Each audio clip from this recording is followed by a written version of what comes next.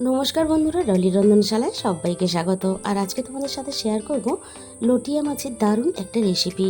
লটিয়া মাছ এতটাই নরম হয়, রান্না করতে গেলে অনেকেই বলে ভেঙে যায় বা ঘেঁটে যায়, কিন্তু আমি যেভাবে রান্না করব একটু লটিয়া মাছ ভাঙবেও না, একেবারে গোটা গোটা থাকবে। ঠিক এরকম গোটা গোটা করে তোমরা খুব সহজেই রান্নাটা করে নিতে পারবে, একটুও ভাঙবেও না, আর একেবারে রান্নাতে ঘাঁটা ঘাঁটাও হয়ে যাবে না। তাহলে আজকে রেসিপিটা শেষ পর্যন্ত দেখার জন্য তোমাদের কাছে আমার অনুরোধ রইল। আমি এখানে দেখো 300 গ্রাম পরিমাণ লটিয়া মাছ নিয়েছি, আর লটিয়া মাছগুলো খুব ভালোভাবে ধুয়ে পরিষ্কার করে নিয়েছি। এবার আমি লটিয়া মাছের মধ্যে স্বাদ মতো লবণ দিয়ে দিলাম।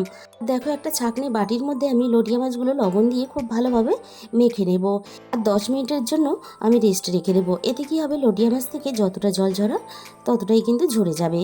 আর লবণ দিয়ে মেখে রাখার জন্য মাছগুলো অনেকটাই বেশ শক্ত হয়ে যাবে, কোনো রকম লেবুর রস বা ভিনিগারের প্রয়োজন হবে না এতে।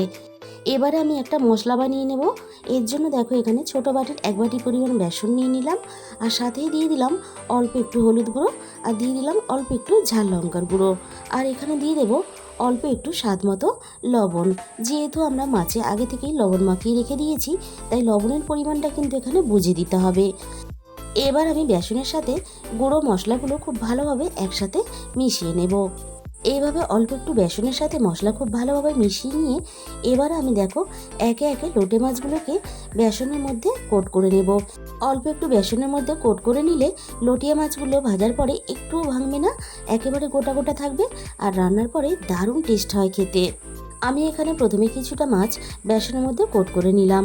এবারে আমি রান্নার জন্য কড়াইয়ের মধ্যে প্রয়োজন মতো সর্ষের তেল দিয়ে দিলাম।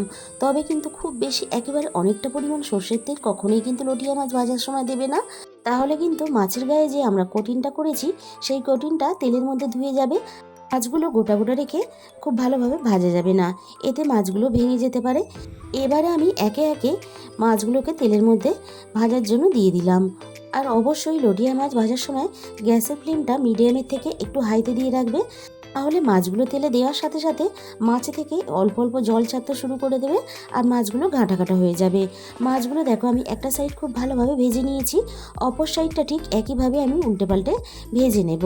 আর খুবই হালকা হাতে নাড়াচাড়া করে ভাজবে, মাছগুলো যেহেতু খুবই নরম তাই ভেঙে যাওয়ার ভয় থাকে।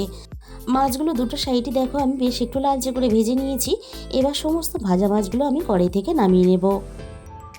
প্রথম ব্যাচের মাছগুলো আমার খুব ভালোভাবে ভাজা রেডি হয়ে গেল। এবার আমি বাকি মাছগুলো ঠিক একইভাবে তেলের মধ্যে দিয়ে ভেজে নেব। আর বন্ধুরা, তোমাদের আমি আরও একটা টিপস দিয়ে দেব। মাছগুলো ভাজার জন্য কখনোই কিন্তু একসাথে মাছগুলোকে বেসনের মধ্যে কোট করবে না, অল্প অল্প করে মাছগুলো কোট করবে বেসনের মধ্যে, আর ভাজার জন্য তেলের মধ্যে দিয়ে দেবে। আর মাছগুলো ভাজার জন্য যদি একসাথে বেসনের মধ্যে মাছগুলোকে কোট করে নাও, তাহলে মাছের গায়ে থেকে কিছুটা কিন্তু বেসন ঝরে যাবে, আর এতে মাছগুলো খুব সহজে গোটা গোটা রেখে ভাজতে অসুবিধা হবে। আর আমি আশা করি যারা একেবারে নতুন রাঁধুনি তাদের জন্য আমার এই টিপসটা খুবই কাজে লাগবে। সমস্ত মাছগুলো আমার ভাজা রেডি হয়ে গেল। এবারে আমি রান্নার জন্য একটু বেশি পরিমাণে তেল কড়াইয়ের মধ্যে দিয়ে দিলাম। তেলটা খুব ভালোভাবে গরম হয়ে যাওয়ার পরে এখানে ফোড়নে তেলের মধ্যে দিয়ে দিলাম অল্প একটু কালো জিরে। আগে থেকে আমি দুটো মাঝারি সাইজের পেঁয়াজ ছোট ছোট টুকরো করে একটু কেটে রেখেছিলাম, সমস্ত পেঁয়াজগুলো আমি তেলের মধ্যে দিয়ে দিলাম। আর এই রান্নাতে অবশ্যই একটু পেঁয়াজের পরিমাণটা বেশি দেবে। এবার আমি এখানে পেঁয়াজের সাথেই স্বাদ মতো লবণ দিয়ে দিলাম। আর লটিয়া মাছ রান্নাতে তেলের পরিমাণ আর পেঁয়াজের পরিমাণটা একটু বেশি দিলে তবেই কিন্তু রান্নাটা খেতে ভালো লাগে। তবে আমার কথায় নয়, পেঁয়াজ আর তেলের পরিমাণটা অবশ্যই তোমরা তোমাদের নিজেদের মতো করে ব্যবহার করবে রান্নাতে। পেঁয়াজগুলো নাড়াচাড়া করে বেশ একটু এরকম নরম রেখে আমি ভেজে নিলাম। সমস্ত মাছগুলো কঠিন করার পরে অল্প একটু মশলা মাখা বেসন বেঁচে গিয়েছিল, সেই মশলা মাখা বেসনটা আমি রান্নার মধ্যে দিয়ে দিলাম। আর দিয়ে দিলাম ঝালের জন্য 3টে চেরা কাঁচা লঙ্কা। বেসন আমার বেঁচে গিয়েছিল তাই আমি রান্নার মধ্যে দিয়েছি, এক্সট্রা করে কিন্তু দেওয়ার দরকার নেই। এবারে পেঁয়াজের সাথে কাঁচা লঙ্কাটা বেশ নাড়াচাড়া করে একটু ভেজে নিলাম।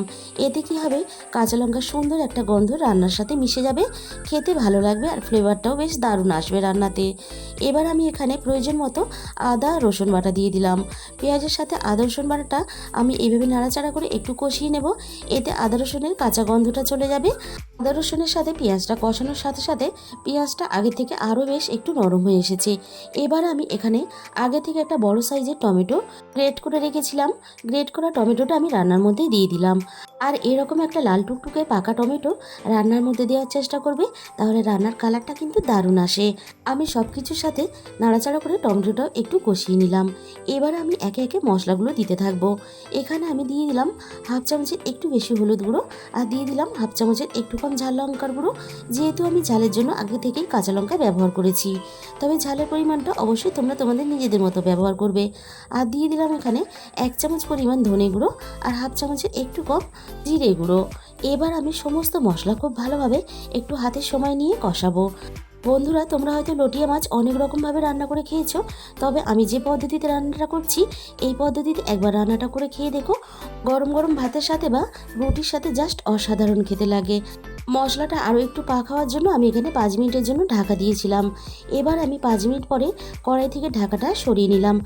আর এই সময় গ্যাসের ফ্লেমটা একেবারে লোতে রাখবে, তা না হলে মশলাটা তলা থেকে লেগে গিয়ে পুড়ে যাবে।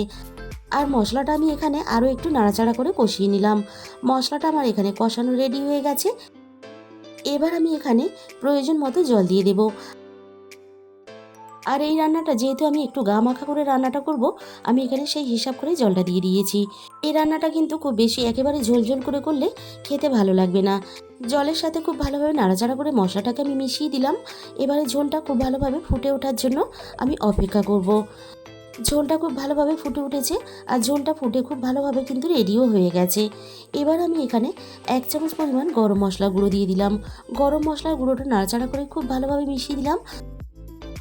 এবারে আমি গ্রেভির মধ্যে একে একে ভাজা মাছগুলোকে দিয়ে দেব। আর গরম মশলার গুঁড়োটা অবশ্যই মাছগুলো গ্রেভির মধ্যে দেওয়ার আগে দিয়ে দেবে। মাছগুলো দেওয়ার পরে গরম মশলা গুঁড়ো দিয়ে নাড়াচাড়া করলে মাছগুলো তাহলে রান্নার মধ্যে ঘেটে যাবে। একে একে আমি সমস্ত ভাজা মাছগুলো গ্রেভির মধ্যে এইভাবে দিতে থাকবো। আর বন্ধুরা, রান্নাটা কিন্তু এখনও একটু বাকি আছে। তার আগেই রান্নাটা দেখতে কতটা লোভনীয় হয়েছে তোমরা কিন্তু দেখতেই পাচ্ছ। হালকা হাতে আমি এইভাবে মাছগুলোকে একটু গ্রেভির সাথে মিশিয়ে দেব।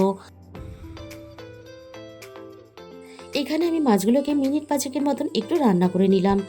গরম গরম ভাত বা রুটির সাথে খাওয়ার জন্য রেডি হয়ে গেল দারুণ একটা লটিয়া মাছের রেসিপি।